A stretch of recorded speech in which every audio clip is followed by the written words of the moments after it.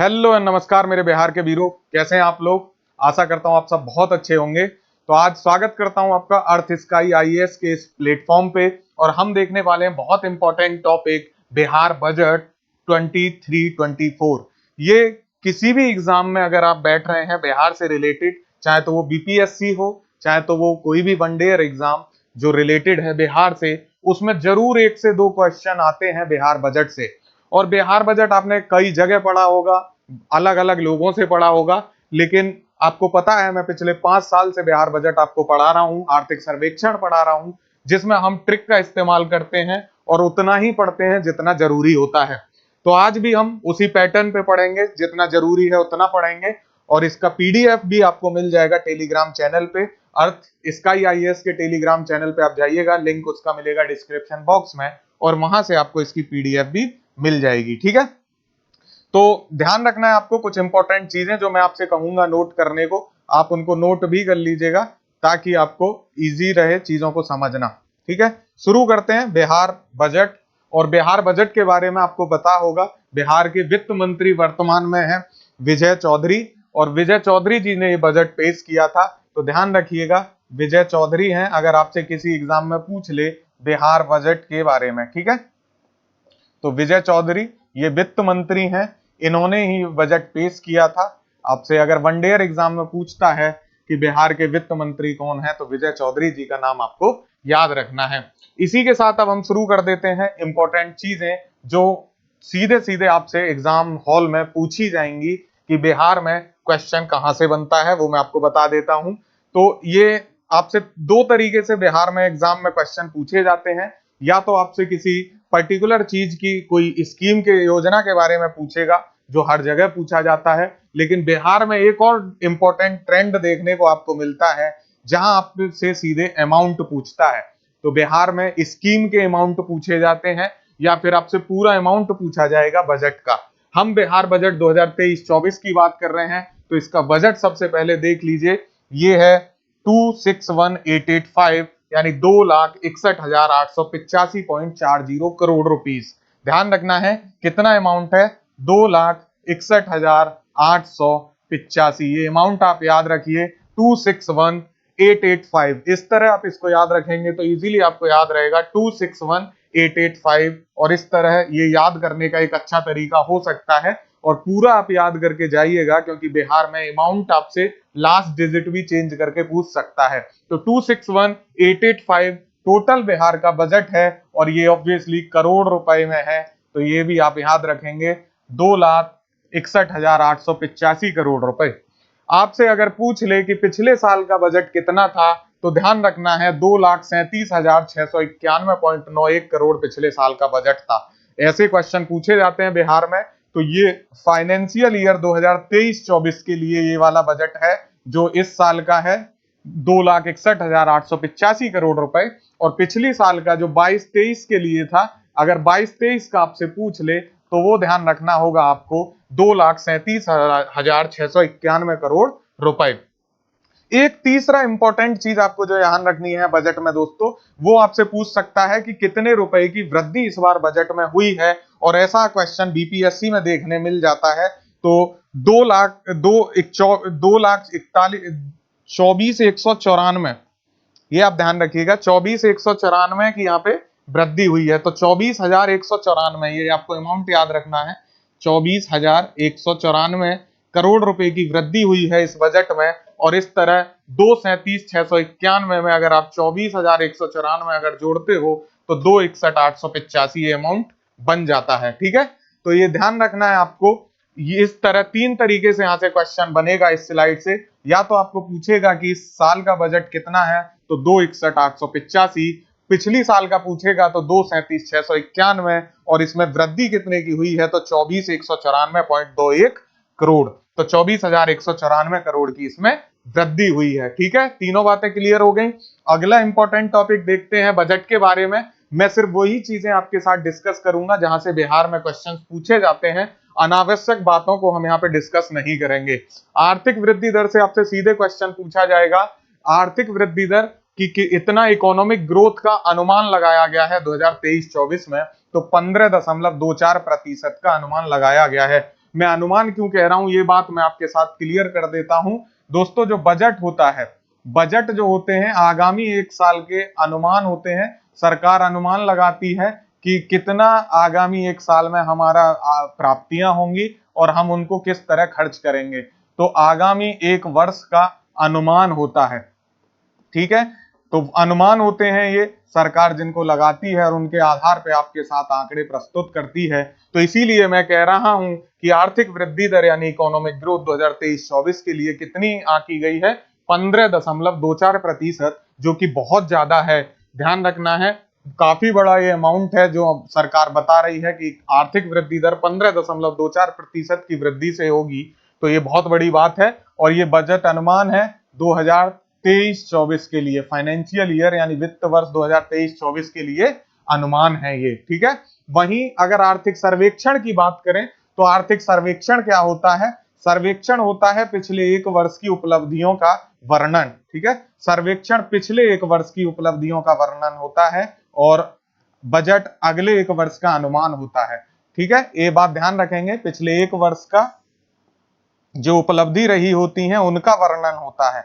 ये दोनों चीजें हमेशा आपको याद रखनी है। इससे क्या होगा कि जब आपसे क्वेश्चन बनेगा तो आप इजीली समझ पाएंगे कि आपसे क्या पूछा जा रहा है और आपको दिक्कत नहीं होगी। तो मैंने बताया, बजट आगामी एक वर्ष का अनुमान होता है और जो आपका सर्वेक्षण होता है ये एक वर्ष की उपलब्धियों का वर्णन होता है। वापस आते हैं अपने उसी पॉइंट पे जहां हम अभी डिस्कस कर रहे थे कि आर्थिक वृद्धि दर का अनुमान कितना लगाया गया है, तो वो है 15.24%। ध्यान रखिएगा। अगला है राजकोषीय घाटा।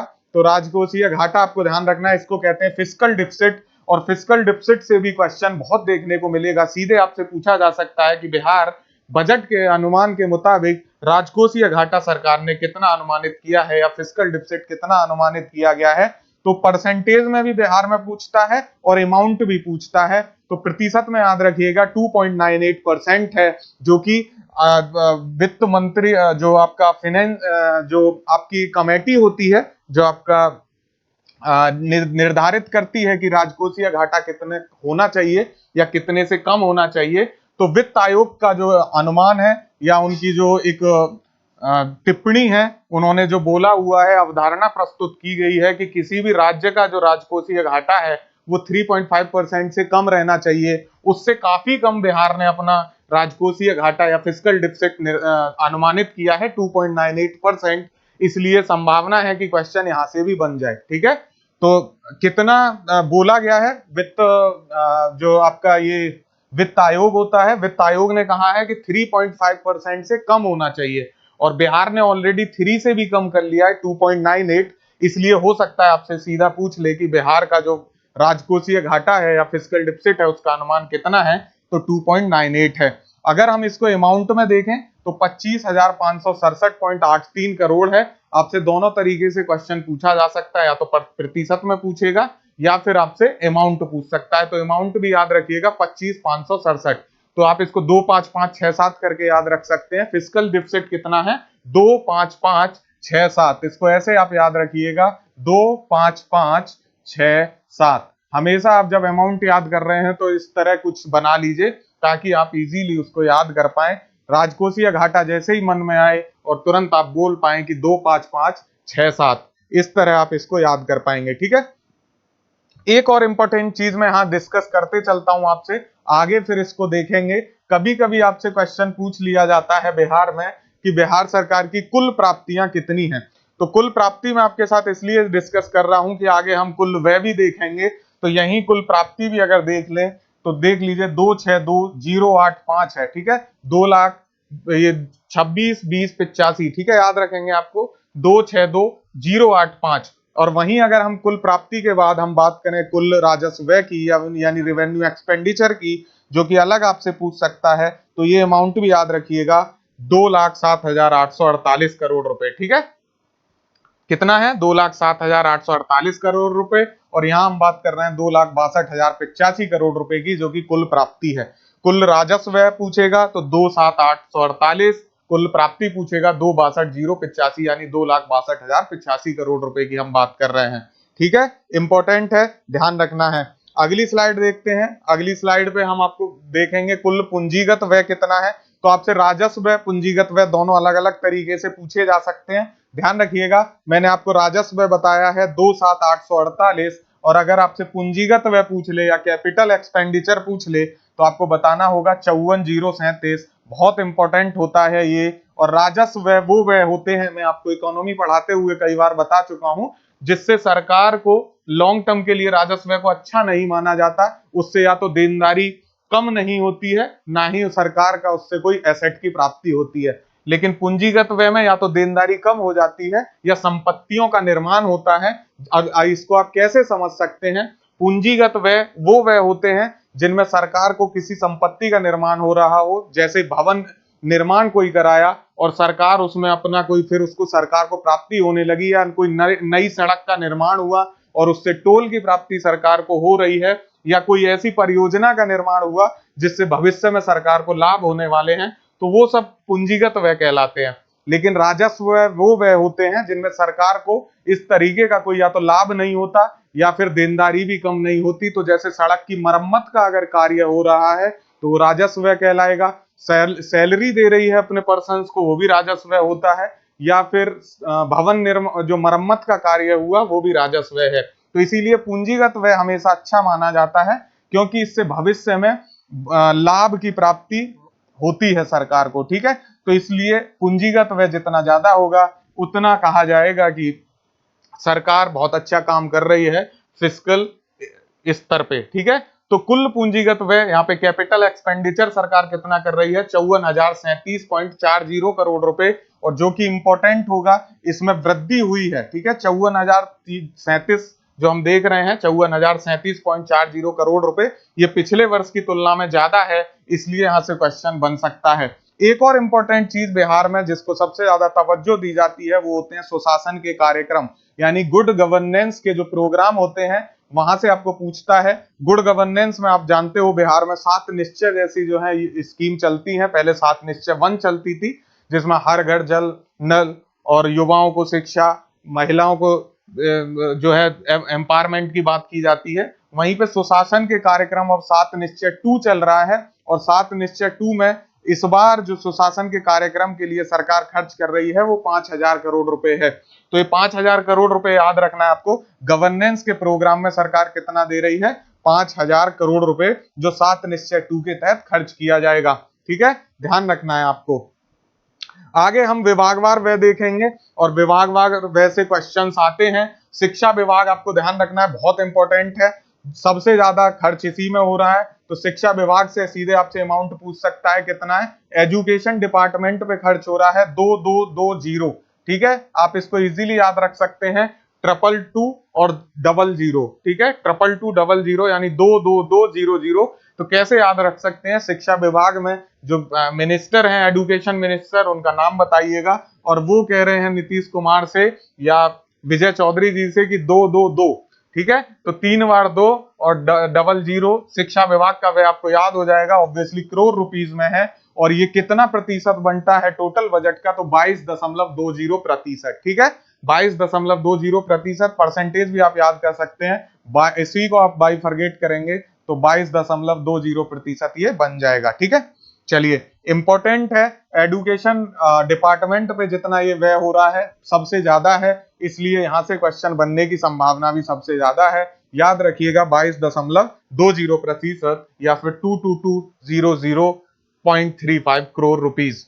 ग्रामीण विकास विभाग की अगर हम बात करें, यानी रूरल डेवलपमेंट के लिए सरकार कितना खर्च कर रही है, तो ये है 15193, यानी 15.19% है। और काफी बड़ा अमाउंट है, जो दूसरे नंबर पे सबसे ज्यादा खर्च कर रही है सरकार ग्रामीण विकास विभाग में, यानी रूरल डेवलपमेंट के लिए 15,193 ये अमाउंट आज रखेंगे। समाज कल्याण विभाग के लिए यानी सोशल वेलफेयर के लिए 8191, और ये प्रतिशत भी हो जाता है 18.19%।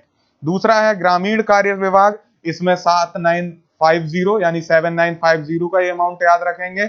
अगला है स्वास्थ्य विभाग यानी हेल्थ, इस पे सरकार कर रही है 7117। तो ये कितना प्रतिशत हो जाता है? तो ये 7.1% ये हो जाता है, ध्यान रखना है 7.12%। अब मैं एक बार फिर से आपको दोहरा देता हूं ये सारी चीजें, शिक्षा विभाग पे 22.20% है, ग्रामीण विकास विभाग पे 15.19% है, समाज कल्याण विभाग पे 8.19% है, ग्रामीण कार्य विभाग में 7.95% है, स्वास्थ्य विभाग में 7.12% है। ठीक है, 7.12%, ये याद रखिएगा, आपसे सीधे परसेंटेज में भी पूछ सकता है और अमाउंट भी पूछ सकता है। नेक्स्ट स्लाइड सबसे इंपॉर्टेंट स्लाइड होती है, ये बिहार बजट की या किसी भी बजट की हम बात करें, जहां आपसे पूछा जाता है कि रुपया कहां से आता है, यानी सरकार को कुल प्राप्तियां कहां से हो रही हैं या फिर सरकार का व्यय कहां हो रहा है। तो सबसे ज्यादा अगर आप इस स्लाइड में देखें तो 39% आपको सरकार को प्राप्तियां हो रही हैं, और वो कहां से हो रही हैं, जीएसटी से, या फिर कहें केंद्रीय करों में राज्य का हिस्सा। ठीक है, तो जीएसटी या स्टेट शेयर की हम बात कर रहे हैं यहाँ पे, जिसमें केंद्रीय करों में राज्य का हिस्सा होता है, 39% है, और ये फर्स्ट नंबर पे है। आपको कई बार मिलान करने के लिए दे देता है, या फिर कहेगा कि असेंडिंग या डिसेंडिंग ऑर्डर में इसको लगा दो, तो दोनों तरीके से क्वेश्चन आते हैं। असेंडिंग डिसेंडिंग में लगाना होगा तो सबसे पहले आपको रखना होगा 39% स्टेट शेयर इन जो सरकार ने कलेक्शन किया है, 39% राज्य का हिस्सा की मैं बात कर रहा हूं, जो केंद्रीय करों में राज्य का हिस्सा होता है। दूसरे पे अगर आप देखें तो सहायता अनुदान है, यानी ग्रांट इन एड होता है फ्रॉम सेंट्रल टू स्टेट, जो या फिर इसको हिंदी में कहते हैं केंद्रीय सरकार द्वारा सहायता अनुदान जो दिया जाता है राज्यों को। तो पहले पे आप देखेंगे जहां जीएसटी की बात कर रहा हूं मैं, या राज्य का हिस्सा है केंद्रीय करों में, पहले पे। दूसरे पे है सरकार द्वारा सहायता अनुदान, और तीसरे पे आप दोनों रख सकते हैं, राज्य कर राजस्व या सार्वजनिक ऋण। तो लेकिन तीसरे पे आप रखिएगा राज्य कर राजस्व को ही, क्योंकि ये 19 दशमलव समथिंग कुछ प्रतिशत हो जाता है, तो 19% में आप इसको रखेंगे राज्य कर राजस्व। हालांकि अब इस समस्या इसलिए नहीं होगी क्योंकि अब ई ऑप्शन बिहार में रहा नहीं है, पहले ई ऑप्शन होता था तो इसमें मिस्टेक हो जाती थी, अब ई ऑप्शन आपको देखने नहीं मिलेगा, तो आसानी हो जाएगी आपको। ठीक है, तो एलिमिनेट कर सकते हैं अब आप इजीली। फोर्थ नंबर पे आपको देखने मिलेगा सार्वजनिक ऋण या पब्लिक डेट इसको कहते हैं। तो इस किस तरह आप लगाएंगे, सबसे पहले हुआ स्टेट शेयर पहले नंबर पे, grant in aid from central दूसरे नंबर पे, स्टेट टैक्स रेवेन्यू जो अपना खुद का कर उगाता है राज्य, वो तीसरे नंबर पे होएगा, और चौथे पे होगा पब्लिक ऋण या लोक वित्त ऋण की हम बात कर रहे हैं यहाँ पे, जो सरकार मार्केट से ऋण उठाती है लोगों से। ठीक है, तो इस तरह चौथे नंबर पे ये पब्लिक डेट आ जाता है। अगर हम इस टोटल अमाउंट की बात करें तो 26, 20, 85 हो जाता है 2,62,085 करोड़ रुपए। जब मैं आपको कुल प्राप्ति पहले बता रहा था, वहां भी मैंने ये डिस्कस किया था, तो सरकार की इस तरह कुल प्राप्ति कितनी हो जाती है, 2,62,085 करोड़ रुपए। ठीक है, ये याद रखना बहुत इंपॉर्टेंट है, ये अमाउंट सीधे आपसे पूछ लेगा कुल प्राप्ति, तो 2,62,085 करोड़ रुपए, ये आपको याद रखना इंपॉर्टेंट है। नेक्स्ट स्लाइड देखते हैं कि सरकार की प्राप्ति के बाद सरकार का खर्चा कहां हो रहा है, इसको रुपीज गोज, मनी गोज या रुपया जाता कहां है के संदर्भ में भी हम पढ़ते हैं।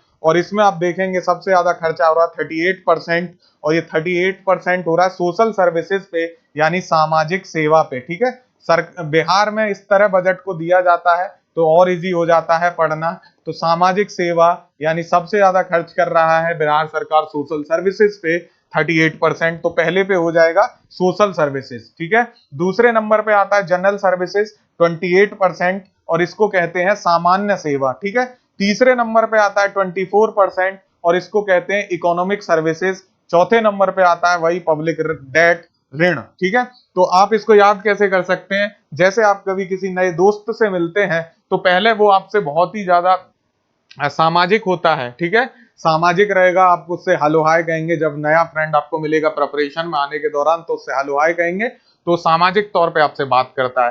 फिर ज्यादा मिलने लगते हैं तो वो आपसे सामान्य व्यवहार करने लगता है, दोस्ती यारी बढ़ जाती है।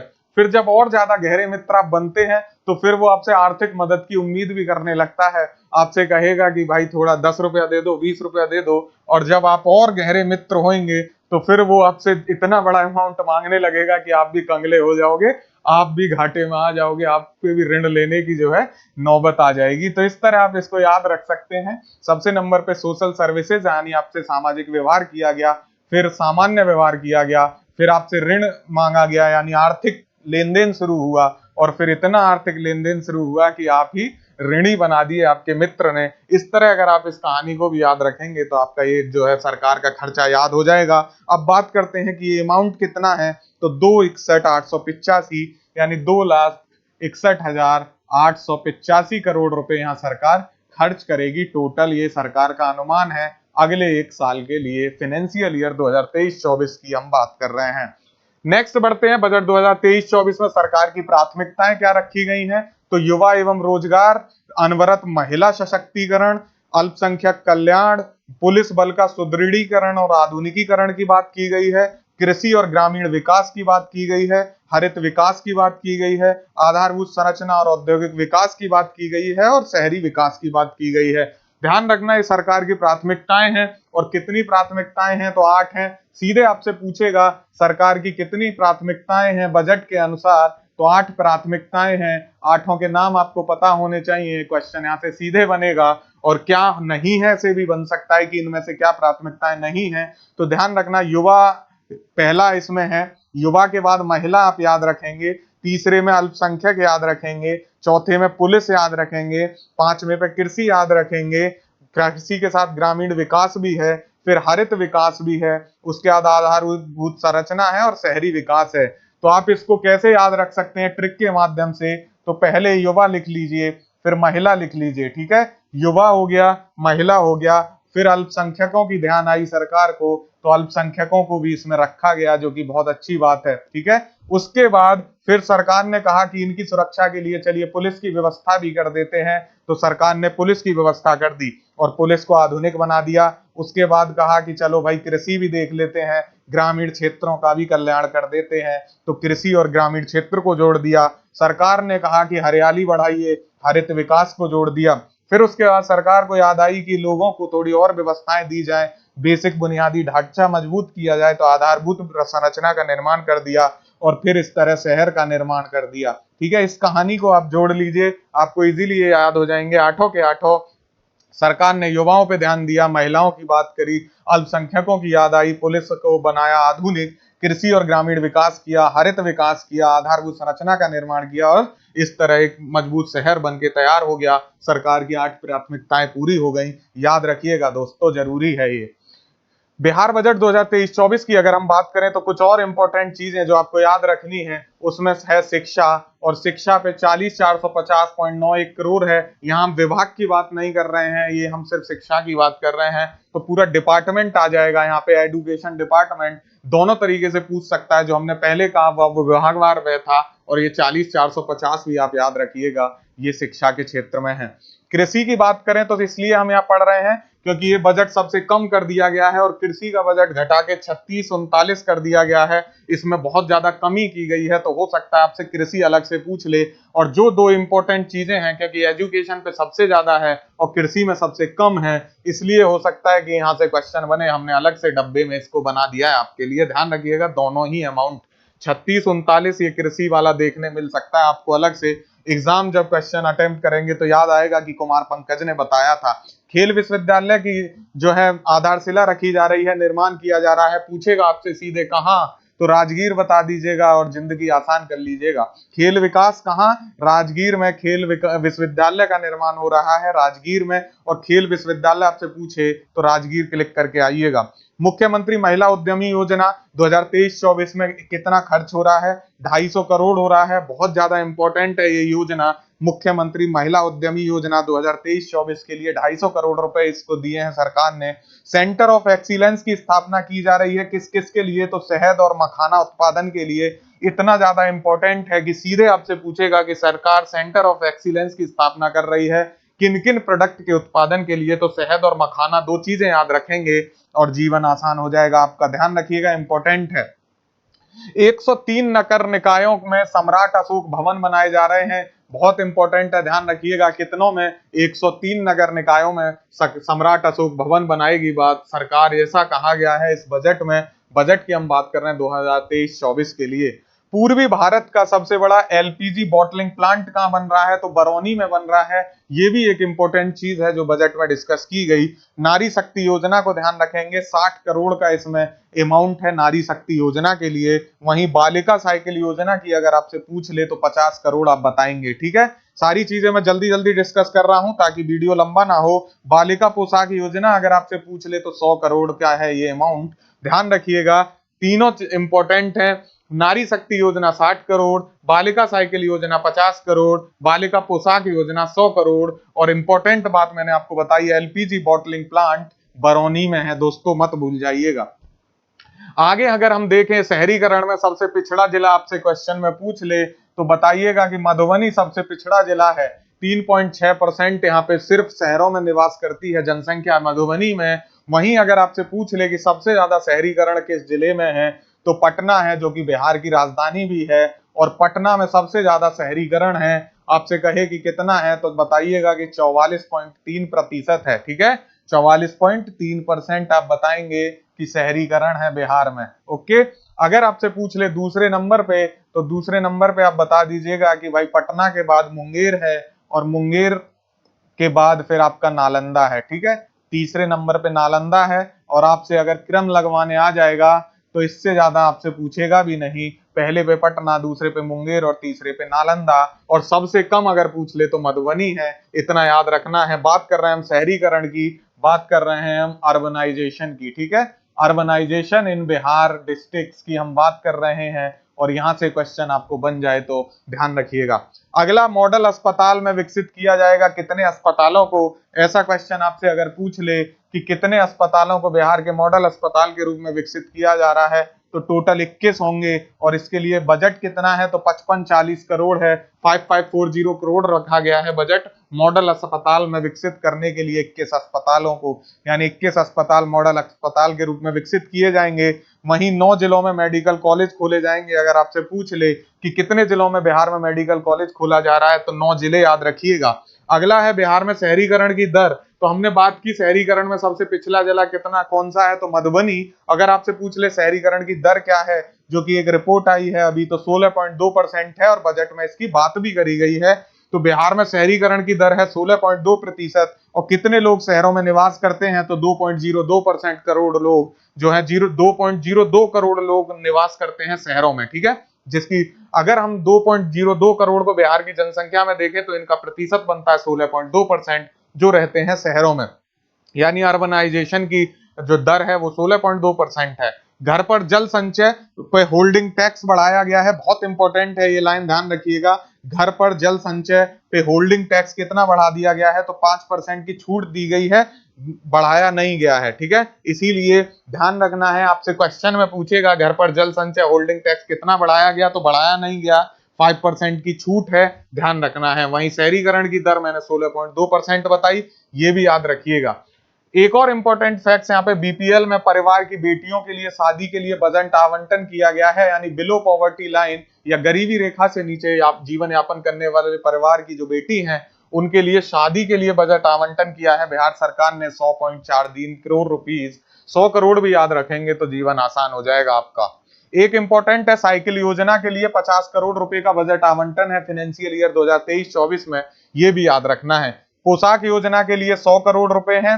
वहीं मुख्यमंत्री नारी शक्ति योजना के लिए यूपीएससी और बीपीएससी की तैयारी के स्तर पे 60.20 करोड़ रुपीस का इसमें जो है प्रावधान किया गया है। आप कहेंगे मुख्यमंत्री नारी शक्ति योजना बिहार में क्या है, तो मैं स्कीम में ऑलरेडी डिस्कस कर चुका हूं, बट फिर भी बिहार में जो महिलाएं यूपीएससी और बीपीएससी की तैयारी करती हैं और वो प्रीलिम्स क्वालिफाई कर लेती हैं अगर यूपीएससी का, तो उनको अमाउंट दिया जाता है 1 लाख रुपीज। अगर बीपीएससी का प्रीलिम्स क्वालिफाई करती हैं तो 50,000 रुपीज यानी 50,000 रुपए दिए जाते हैं मेंस की तैयारी के लिए। उस स्कीम के तहत 60.20 करोड़ का प्रावधान इस बजट में किया गया है।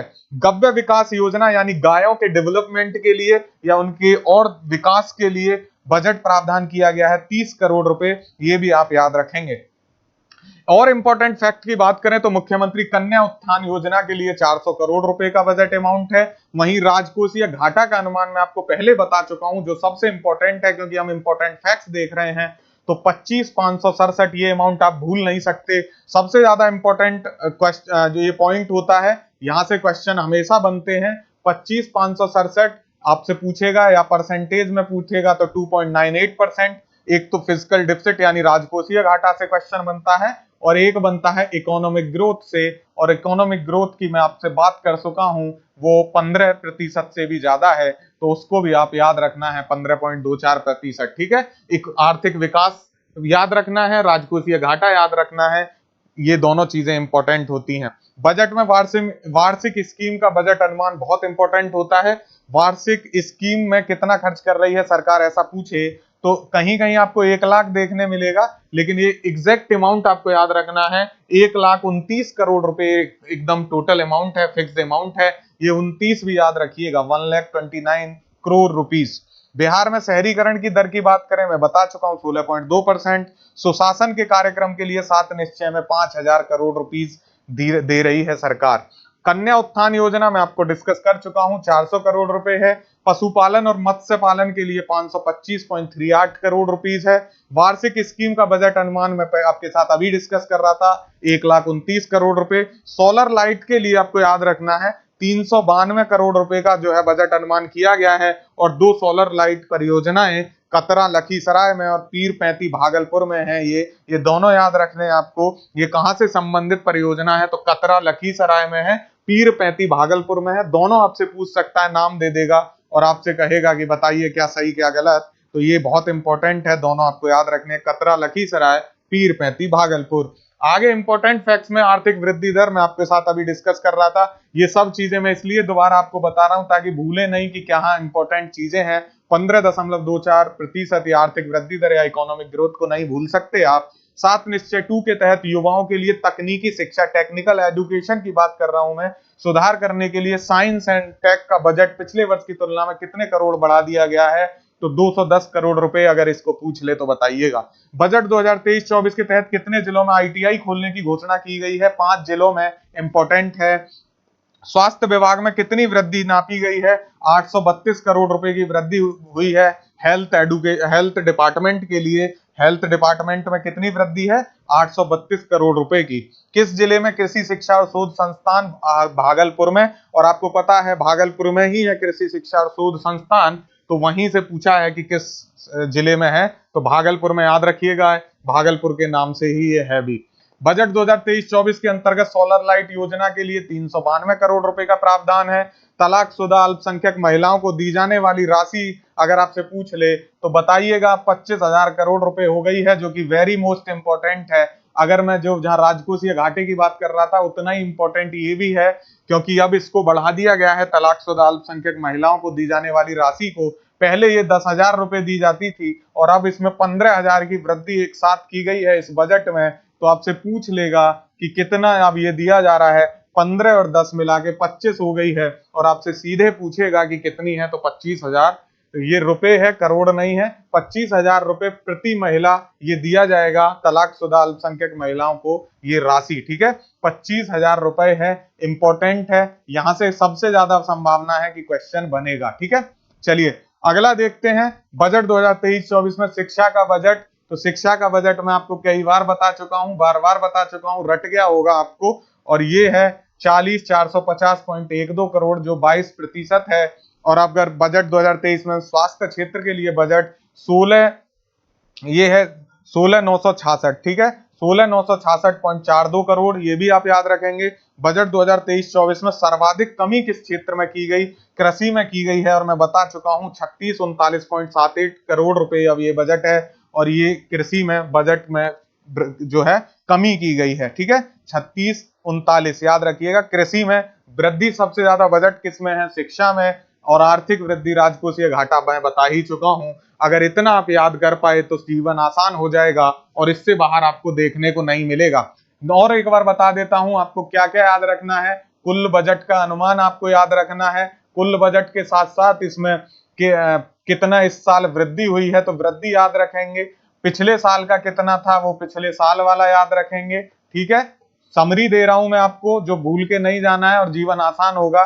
वृद्धि कितने हुई, पिछले साल कितना था, उसके बाद फिस्कल डेफिसिट आप याद रखेंगे। ठीक है, फिस्कल डेफिसिट बोले तो राजकोषीय घाटा। इकोनॉमिक ग्रोथ याद रखेंगे, इकोनॉमिक ग्रोथ से भी क्वेश्चन बनता है। आपको याद रखना है 25,000 रुपए जो दिए जा रहे हैं तलाकशुदा महिलाओं के लिए। और आप याद रखेंगे इसमें जो नई स्कीम्स मैंने आपको बताई हैं, अगर इतना आप बिहार के बजट के बारे में याद करके जाएंगे तो आपको ज्यादा दिक्कतें नहीं होने वाली हैं। वार्षिक स्कीम पे कितना खर्च किया जा रहा है वो याद रखेंगे, नई योजनाएं याद रखेंगे, तो आपका काम हो जाएगा। ठीक है, इतनी चीजें आप जरूर याद रख के जाइए बिहार के लिए, कोई समस्या आपको बिहार बजट में होगी नहीं। इसके लिए मैं आपको अलग से क्वेश्चंस भी बनाऊंगा, एक मॉक टेस्ट कराऊंगा आपके साथ, ताकि आपका क्लियर हो जाए चीजें। आर्थिक सर्वेक्षण भी मिल जाएगा आपको एक दो दिन में, उस पे भी मैं आपको एक वीडियो बना दूंगा, पीडीएफ टेलीग्राम ग्रुप में मिलेगी। शेयर सब्सक्राइब करना भूलिए मत, ताकि हम और ग्रो कर पाए आपके साथ साथ। Thank you so much for watching earth sky IAS. Have a good day. जय हिंद।